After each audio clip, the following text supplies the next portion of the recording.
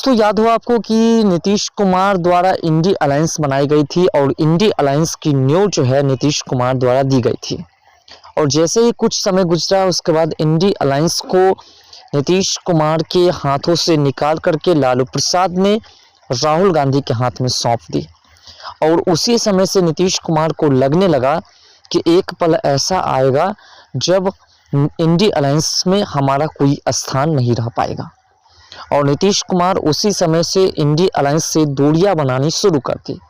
नीतीश कुमार ने बिहार की कुर्सी तेजस्वी यादव को देने को तैयार हो गए और साथ साथ इंडी अलायंस के जो संयोजक पद थे वो किसी और को सौंप दिया। और धीरे धीरे कट मारते हुए उन्होंने जो है एनडीए का दामन थाम लिया और शासक महागठबंधन की सरकार तोड़ दी। अब नीतीश कुमार बोल रहे हैं कि विपक्षी दलों को एकजुट करने की कोशिश का फायदा नहीं हुआ। राहुल गांधी के बारे में काफ़ी कुछ कहे तो क्या कहें, इस पर चर्चा करेंगे। और साथ साथ नीतीश कुमार के दिल में आखिर क्या ऐसी चोट लगी जिसके कारण उसने महागठबंधन से नाता तोड़ लिया, इस पर भी चर्चा करेंगे। विपक्षी एकता के अगुवा कहे जाने वाले मुख्यमंत्री नीतीश कुमार ने जब से राष्ट्रीय जनतांत्रिक गठबंधन के साथ आए हैं तब से वह लगातार इंडी गठबंधन पर हमलावर हैं। शनिवार यानी आज के दिन उन्होंने फिर से एक बयान दिया है।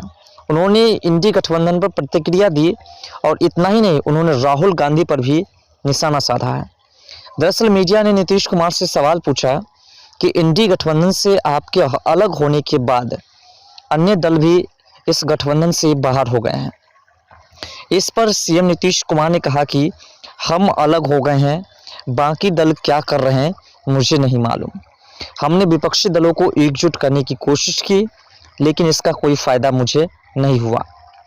अब हम उनसे अलग हो गए हैं।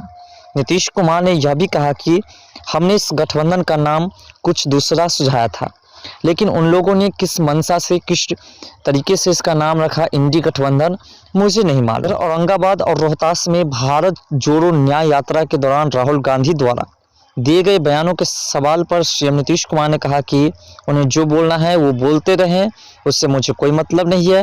नीतीश कुमार ने तंज कसते हुए कहा कि मीडिया में बने रहने के लिए कुछ भी बोलते रहे, हमने बिहार में जाति आधारित गणना कराई है, इसकी चर्चा नहीं करते हैं, हमारे कामों के बारे में कुछ भी नहीं बोलते हैं।